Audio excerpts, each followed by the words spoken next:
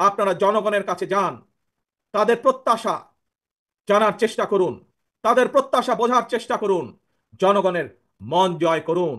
কারণ জনগণই বিএনপির সকল রাজনৈতিক ক্ষমতার উৎস। প্রিয় দেশবাসী, প্রিয় সমাবেশ, প্রিয় ভাই বোনেরা, এবার আমি আপনাদের সামনে একটি ছোট্ট স্লোগান তুলে ধরতে চাই। মন দিয়ে দয়া করে সবাই শুনবেন। প্রথমে আমি স্লোগানটি বলবো, মন দিয়ে শুনবেন। তারপরে দ্বিতীয়বার আবারও আমি বলবো, তখন দয়া করে সকলে আমার সামনে স্লোগানটি আপনারা একই সাথে বলবেন।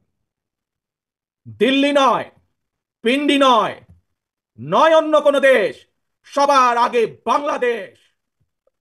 প্রিয় সমাবেশ বলুন, প্রিয় দেশবাসী বলুন, দিল্লি নয়, পিন্ডি নয়, নয় অন্য কোনো দেশ, সবার আগে বাংলাদেশ। আল্লাহ হাফেজ। বাংলাদেশ জিন্দাবাদ। বাংলাদেশ জাতীয়তাবাদী দল।